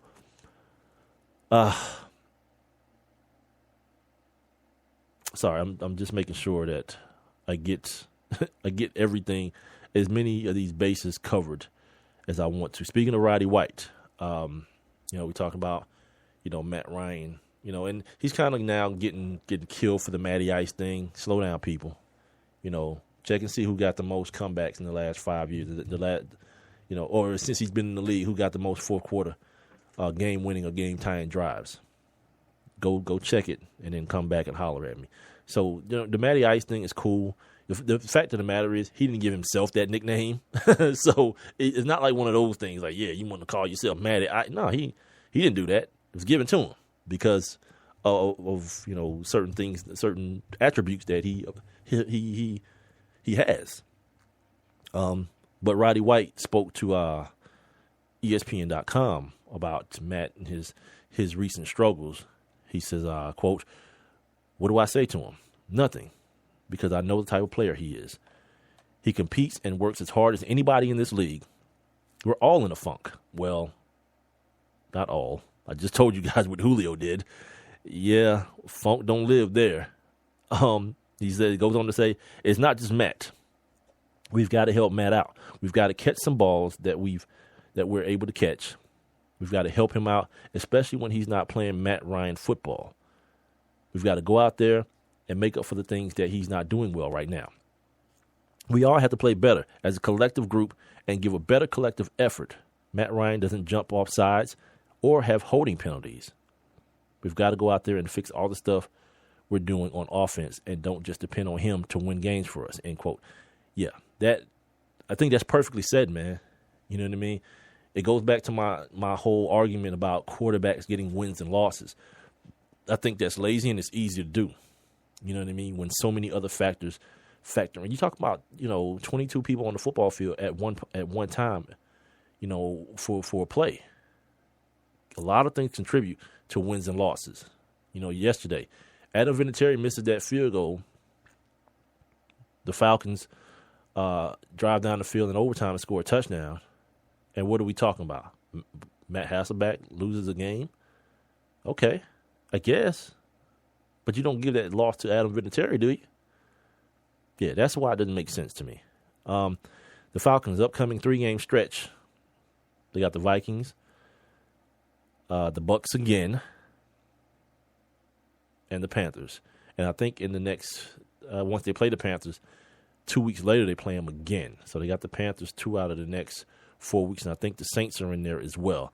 So winnable games. If the Falcons get their ish together, winnable games. But it ain't one of those things that's going to happen by osmosis. You know what I mean? Devontae Freeman's got to come to play if healthy, obviously. Matt Ryan's got to, he's kind of the whole. Remember the center, the quarterback center exchange was a problem at one point. That seems to be fixed. For better or worse, that seems to be fixed. But now you got to stop throwing the football to the other team. Whatever it may be. I mean, the one in the end zone, of course, was tipped, and I personally felt. And again, this ain't coming from the eyes of a fan of the team. I mean, this is the rule. Like once the ball hit the ground, it moved. I thought that was automatic incompletion. Apparently not. Apparently the rule is a very malleable one. It moves and shifts and it kind of gets contorted however it needs to be.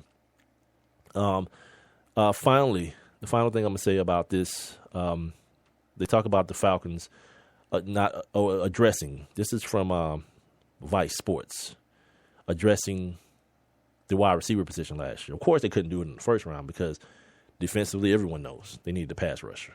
And by the time they picked at 7, Vic Beasley was the guy. Athletic guy, explosive off the edge. Young kid, needs to be coached up like most of them. Very few guys are Javon Curse. Very few guys are the freak. So once he and we knew this. Anybody who saw Vic Beasley and knew what he was going to be, he was a kind of a tweener. A backer and hybrid, but a guy who at this level was going to need more than just athleticism to get to the quarterback. He's going to need moves and counter moves. And once he develops those, and then the Falcons get a complimentary. Like, Corey Bierman ain't it. You know what I mean? That ain't it. Once you get a complimentary on the other side, that'll help him as well. But the Falcons did take a wide receiver last year, a kid named Justin Hardy, to pretty much replace Harry Douglas, who's now a Tennessee Titan, in the slot. They felt like they could squeeze another year or two out of Roddy, which is hard. You never know when these dudes are just going to hit the bricks, man. They're just going to hit the wall, and, you're going to have to find yourself, getting by now. You got Jacob Tamme, Levine Toilolo. I'd like to see more tight end involvement, especially in the red zone, man. Easier throws for Matt. The way, that kid Levine Toilolo is like 6'12", man. He's like a huge human being. Like, just be bigger than people, cause in the red zone, be bigger than people and get us some touchdowns. Like, he's been a pretty substantial, if you want to say it that way, disappointment as far as what was expected of him. You got guys like Julius Thomas, formerly of the Denver Broncos, now of the Jacksonville Jaguars, working out with Tony Gonzalez in the summer. It's like, hold on, my man. You was on the team with this dude. How come you not doing that? Weird, I tell you. This is One Mike with Big Mike. That's going to do it for the Falcons conversation, unless something else comes to mind. But we're going to move forward, get some of this Hawks talk out of the way. The other stories in the NFL, I'm not sure if I'm going to be able to get to the college football stuff, but tomorrow they'll do the playoff rankings again tomorrow. So we'll have an opportunity to step in that realm tomorrow as well. Once again, this is One Mic with Big Mike, Spreaker.com. And the Spreaker app is where you're hearing me. Don't forget that Spreaker, Spreaker. Sign up for your very free account. And I'll follow my show, the number one, MIC, WITHBIGMIKE. And when I'm broadcasting live Monday through Friday, 7 to 9 p.m., you guys can jump in the conversation via the interactive chat room by clicking the little thought bubble at the bottom and hollering at me, man, and letting your thoughts be known. We'll be right back. Hey, Nick Cannon here. So, of course, we all know there's lots of talent in America. But unfortunately, there's something else we've got way too much of. Childhood hunger. 17 million kids struggle with it in this country. But here's the thing. This problem is entirely solvable. Seriously, we already produce more than enough healthy, nutritious food in this country to feed every single last one of those hungry kids. We just need a way to get it to them. That's why the Feeding America nationwide network of food banks is out there every day gathering surplus food to give hope to hungry kids and their families all across the country. But they need your help. Join me in supporting Feeding America and your local food bank at feedingamerica.org. Together we can solve hunger. Together we're Feeding America. A message from Feeding America and the Ad Council. Hey, Nick Cannon here. So, of course, we all know there's lots of talent in America. But unfortunately... Attention men under the age of 35. You know what really impresses the ladies? When a guy has a few drinks and later gets pulled over for buzz driving.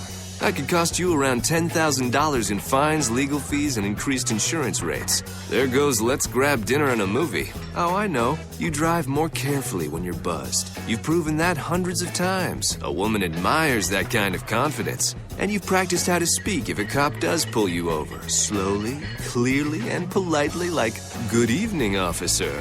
A woman admires that kind of foresight. And what woman doesn't find it adorable that you call it buzzed even though the law calls it drunk? You could kiss $10,000 goodbye, along with any chance of having a girlfriend. Because nothing says, "I'm a catch," more than a guy who lives in his parents' basement and calls it my place. Buzzed, busted, and broke. Because buzz driving is drunk driving. A message from the National Highway Traffic Safety Administration and the Ad Council. If your metro don't trust you, I'm gonna shoot you. Yeah. Halloween. Taliban. I'm gonna shoot you. Yeah. Jumpman. Hey. Welcome back to One Mic with Big Mike. Being heard on Spreaker.com and the Spreaker app. You guys can sign up for your free accounts and follow the show and like any episode that you hear simply by going to Spreaker, Spreaker.com, or searching the same thing on the in the Apple Store or the Play Store. Then search the number one, MIC, WITHBIGMIKE. Follow my show. I broadcast live Monday through Friday, 7 to 9 p.m. But every show is posted and available to download or stream via the site after I'm done actually doing it live. You guys can also interact with the show by clicking the little thought bubble at the bottom and jumping on in the interactive chat room like my guys Matt and Mark Cooper do on a regular basis. Moving on from the Atlanta Falcons, it's going to be like, Atlanta day today. A-Town, stand up, man. The Atlanta Hawks, I feel like they had their first Eastern Conference test on Saturday. Look, the whole time I'm telling you guys, first I was like, it's happening on Friday. Then I was like, the Hawks got the Cavs coming in. But it was wrong. It was wrong on so many. Yeah, just wrong. They actually went to Cleveland, and it was on Saturday. And they kind of got it pushed in a little bit, man. The score really isn't indicative of how this game ended up. 97-109. A lot of weird stuff happened. Like, I think through the first quarter, maybe quarter and a half, LeBron had like 1 point. He finished with like 19. And he wasn't shooting the ball. He was kind of facilitating. The Hawks pretty much got beat by what's the boy's name? Kevin Love and Tristan Thompson and those dudes. Like, I keep on harping on this because I think it's a problem, man. The way the Hawks kind of get manhandled by bigs, man, by quality bigs, and when any perimeter help presents itself, it's like game over. You know, Jeff T came back off his ankle injury, only to face Delly. They call him down here in Atlanta, Dirty Delly. And what's that light-skinned kid's name? The other kid that got playing point guard while Kyrie's out. And Mo Williams is out as well. Kent Bazemore still ailing with the ankle. Crazy thing happened. Coach Bud got tossed for arguing a foul on Saturday night after one tech. But later on, like today, I saw the video. He was running down the court and bumped. He was on the court. He ended up being on the court and bumping the referee. And, like, immediately, you should have heard Bob, too. Like, Bob Rathman was like, I can't believe this nonsense. It's just a young referee trying to make like, Bob was going off. The voice of the Hawks, the TV Hawks. Yeah, going off, man. And I thought it was weird, too. You know, it kind of just happened so quick. And the next thing you know, Bud was like, what? Then the NBA ended up hitting him for 25 stacks for that situation, too. 25 G's, man, for contact with the referee. Yeah, that's real talk, man. So he ended up getting tossed. As Kevin Love wasn't the only one doing big things. Like J.R. Smith doing J.R. things against the Hawks again. At one point, I think he knocked down like 4 straight threes. You know what I mean? Last year in the playoffs, I think J.R. hit like 8 or 9, some sort of record against the Hawks. So apparently, J.R. likes playing the Hawks. What J.R. doesn't like, I don't know if you guys heard about this. Yeah, don't antagonize. Like you want a picture with J.R. Smith and he says no at, 4 o'clock in the morning when he's trying to get some pizza, leave him alone. You know what I mean? Because something weird happened after they played New York. Man wanted to go get a slice, and some dude wanted the picture, and he was like, no, he's like, no, I'm just out here to get me some pizza, cuz. And then they was like, yeah, that's why the Knicks traded your ass, you bum. And they started calling him out his name. And eventually, allegedly, it ended up with JR jacking this dude up by his throat up against the wall. Like, I ain't the one to play with. Like, here's the deal, man. Like, stop doing that. You know, like, if you, like, I'm assuming these were adults, because if you out at like 4 in the morning, I'm assuming you're an adult. I think it was at 4 in the morning. I'm assuming you're an adult man. Like, first of all, it shouldn't be that important for you to get a picture with another grown man, first of all. And second of all, if he's just trying to go about his business, you go about yours. Like, don't do the tough guy thing because the other dude is rich and you think he can't do nothing to you. Like, this the Charles Barkley rule. He's like, nah, me being rich don't mean I'm not going to put my hands on you. Me being rich just means I got the bail money and the money to pay the lawyer once I do. Very few times will you hear me quote Charles Barkley. But, yeah, I believe in that, too. Yeah. Stop, like, leave people alone, man. Like, you not owed nothing from him. If he chooses to, that's just him being a nice dude. If he chooses not to, you know, say whatever, because apparently he wasn't a bum when you wanted the picture with him. But all of a sudden, it's like, that's why the Knicks traded your ass anyway. And, all right, cuz. You know, the next thing you know, you getting jacked up by the same bum. You know, it's whatever, man. That other weird thing that happened, LeBron, he gets a foul, and as play is going on, he just takes himself out of the ball game. And the Cavs have 4 people on the court against the Hawks 5, and I guess that's like an illegal substitution. It's a technical foul. And he ended up apologizing. And it's like that whole thing, my man, you got to slow down, cuz. Like, I know you're supposed to be LeBron and you're supposed to be the king of Cleveland and all. Like, look, man, like that dude, David Blatt, like, you can't in one sentence, because he came out last week and was like, you know, David Blatt is on par with any of these other NFL coaches. He's just as good as any of these other coaches. But you can't say that and then do stuff like that no one else does.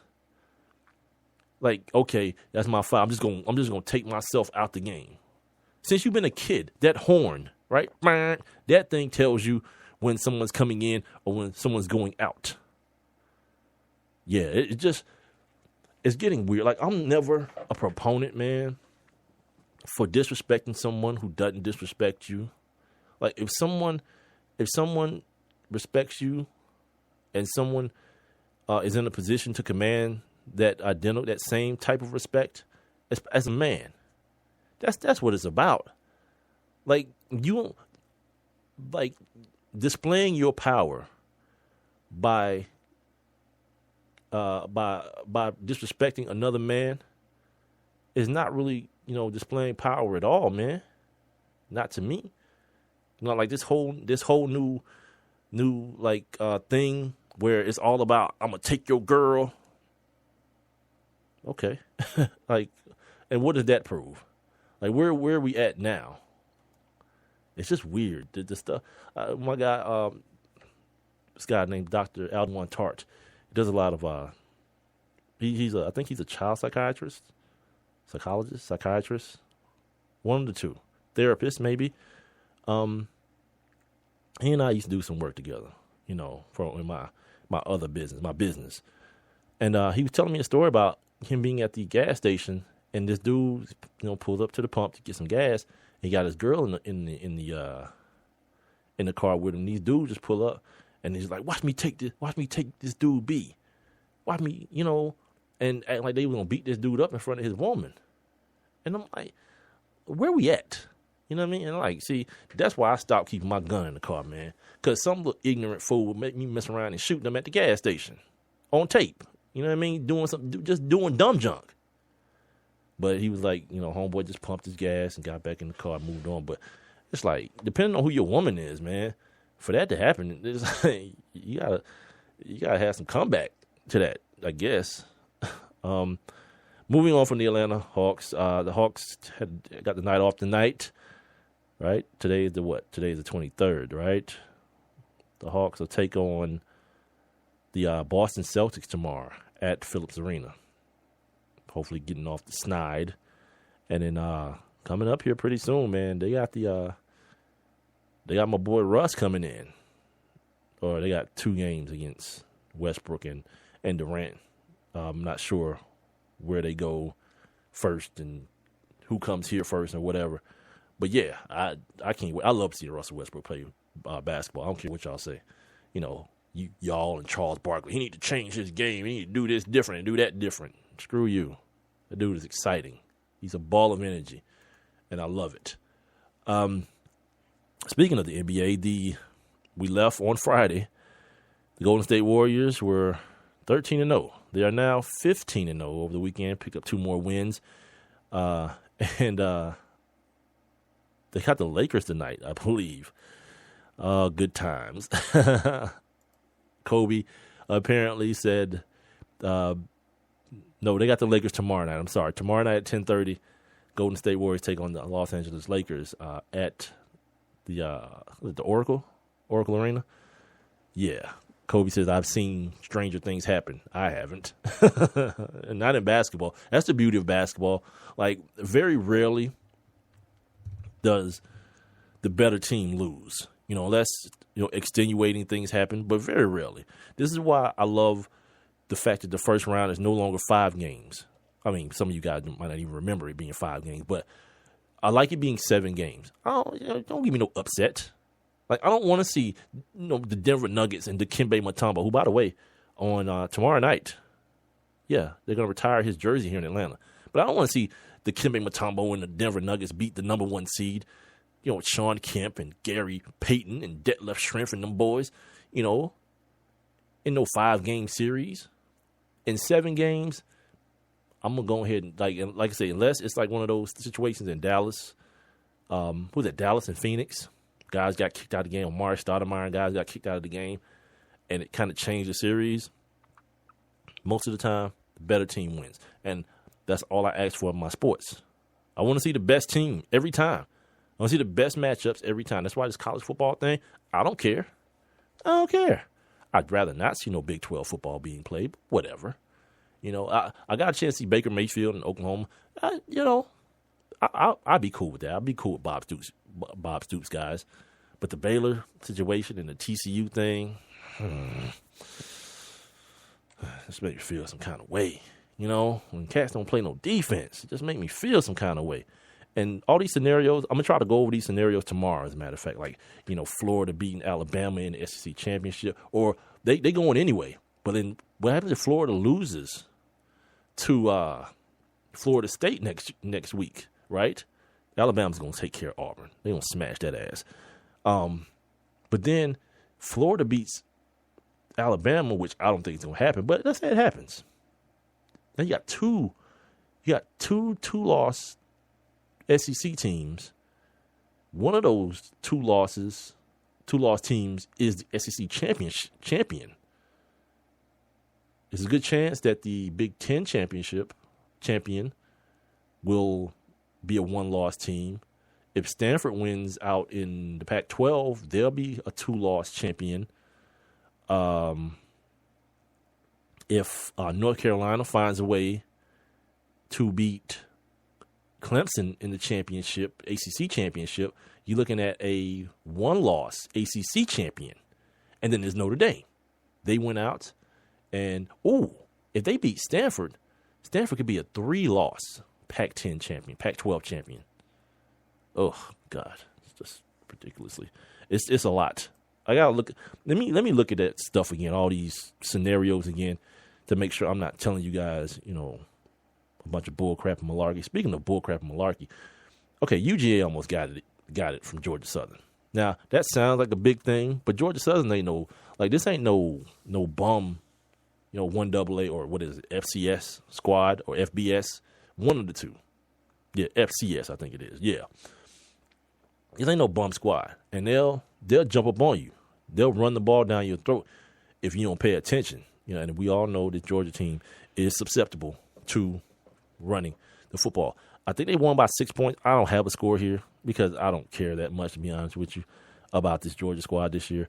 But I bring it up to say this: like Mark Richt is going to go on a little run here. You know, let's say they beat Georgia Tech. Then let's say they win the bowl game. That's 10 wins, right? Meanwhile, Les Miles reportedly could be coaching for his job. Now, here's the thing. I wonder if Les Miles gets fired, not saying bring him to Athens. I'm not about to say that. But if he gets fired by LSU and bought out, if they could fire him, a guy who's brought them a championship, and Mark Richt has brought nothing to UGA, what's left to save his job? Because this is like wash, rinse, repeat every year with him.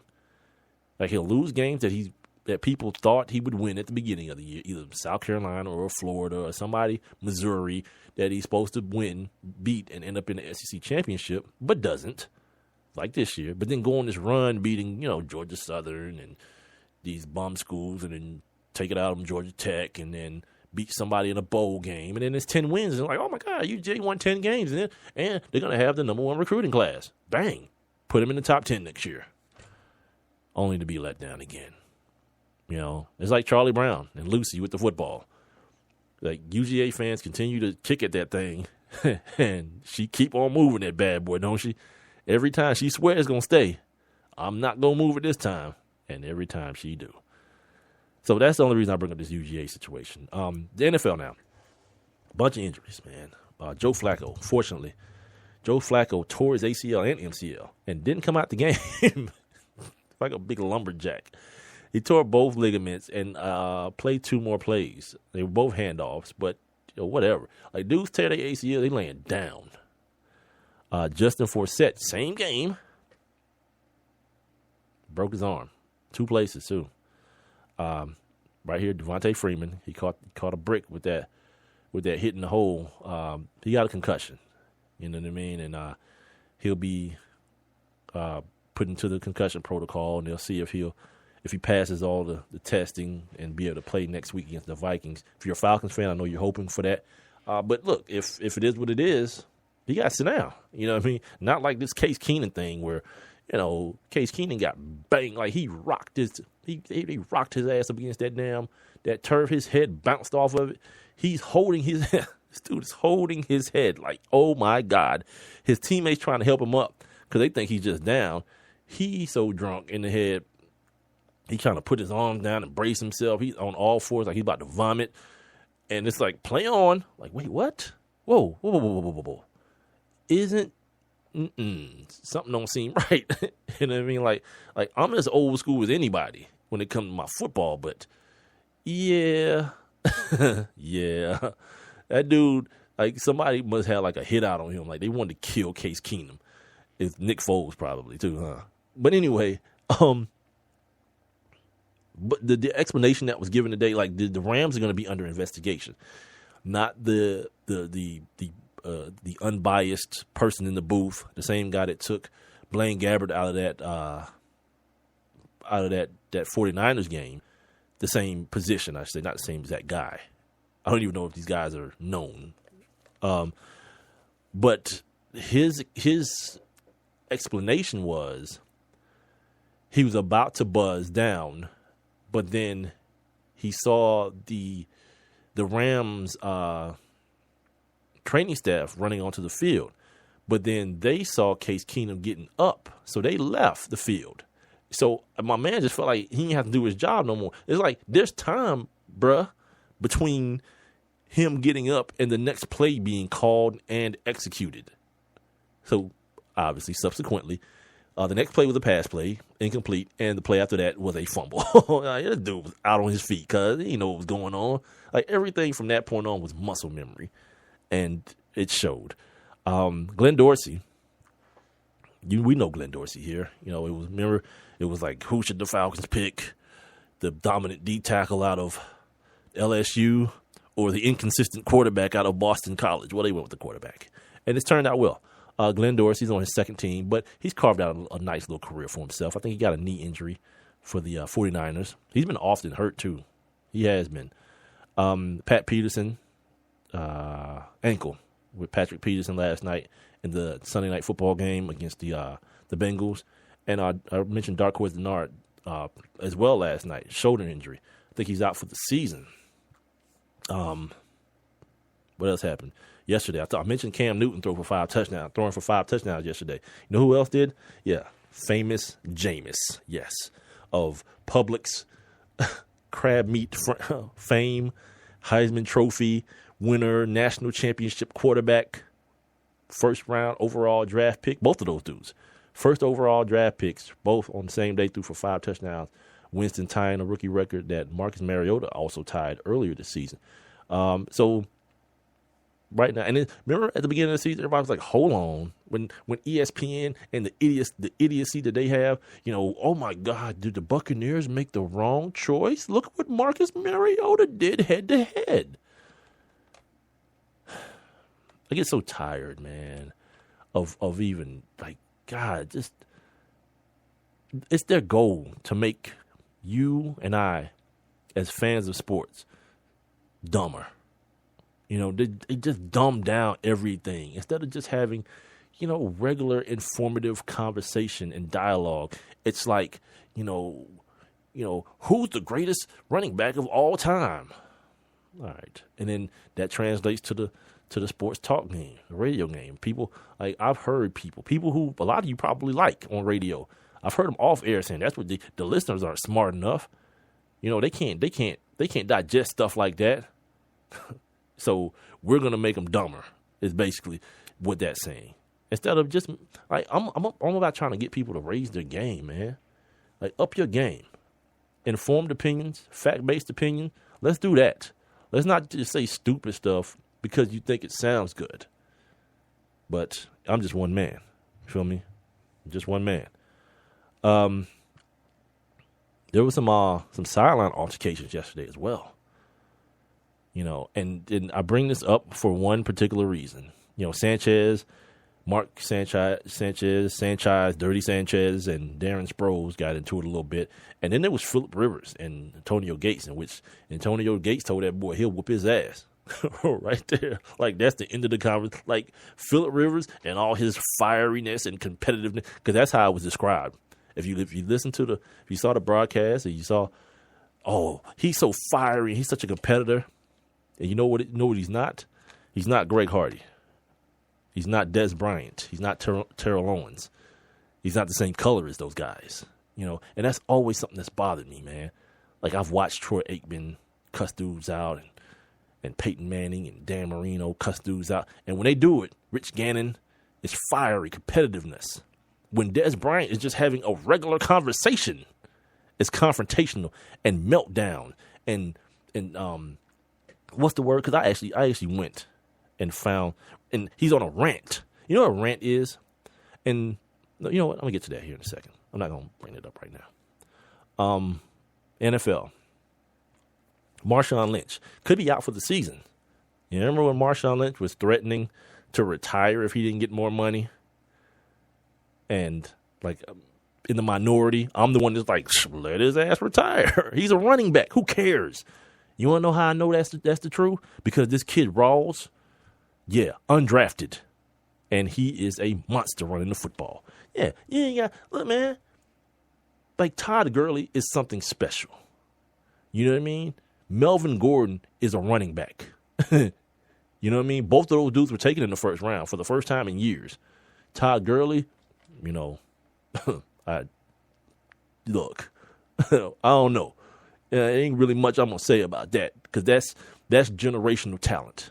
If he stays healthy, he'll be probably historic, especially in that offense. You know, the same dude that featured Eddie George. Yeah, people forget, man. Eddie George was a monster. He's got Todd Gurley now. You feel me? You know, he had a rough day of it yesterday. I think he had a fumble or two yesterday, but still what it is. But this kid Rawls in Seattle, undrafted. You know, this kid today, Williams from the that's backing up Shady McCoy. He's got a touchdown in every game. Every game he's played in. Carlos Williams, right? What is he? He's like a 5th or 6th rounder. Devontae Freeman, 4th rounder. Come on, man. You don't pay no damn running back. You see that? You see what Doug Martin's doing these last couple of days? You know why? Well, I'm gonna say you know why, but part of it, yeah. The Buccaneers didn't pick up his option. Yeah, he need another deal. So you better start running the damn football. Because they know if you don't, first of all, the running back deal ain't going to be that anyway. Like Shady cashed in this year, DeMarco Murray cashed in, a couple of dudes cashed in this year. But for the most part, you talking about low money, you talking about Mark Ingram money. $3 million a year maybe. Yeah, ain't nobody getting broke off no more playing no damn running back. Yeah, ride him till the wheels fall off. Then go get you another one in the 4th round, 5th round. Just scout him properly. Scout the guy for your system. Do I have time to do this? Because I talked about the concussion situation already with Case Keenum and Roger Goodell he's still talking about extending the regular season. Like, what player safety? Here, I will do this right quick. Mike Davis, former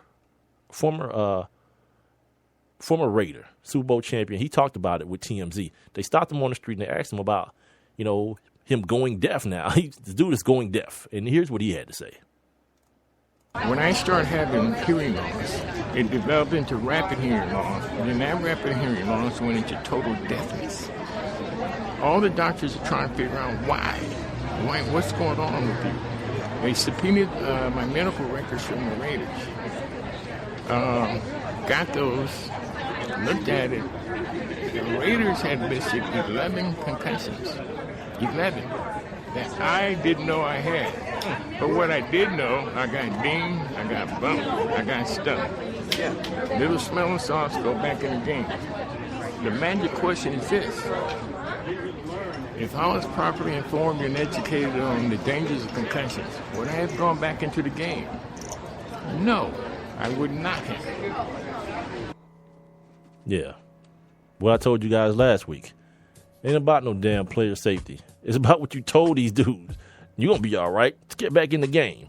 This dude didn't even know he had 11 concussions, but they kept records on him. Yeah, man. Screw you and your player safety, man. You trying to CYA, man. You trying to cover that ass, man. And it's a sad state of being. Tomorrow, man, I think my guy Terrell Troop is going to join me for a segment, man. We're going to talk a little bit about all these concussions, the injuries, some of the stuff that Brady Quinn had to say about guys taking PEDs and why they're getting hurt more. He's the guy who had to leave the game because of a very, very serious back injury, man. Great articles written about him in Buffalo News, and I do invite you guys to go check that out. It's on my Twitter. I liked it. So you can follow me, the number 1 MICWITHBIGMIKE on Twitter and Instagram. Also use that same handle for Spreaker as well for this site. Follow my show. You guys can catch any episode that you've missed. It'll be podcasted. Make sure you guys follow and like the episodes as well. And we will come back and do it tomorrow for the last show of the week, the last live show of the week. I will have some best ofs done for the remaining days of the week, but tomorrow will be the last live show. So you guys enjoy your Monday Night Football, and we'll see you tomorrow.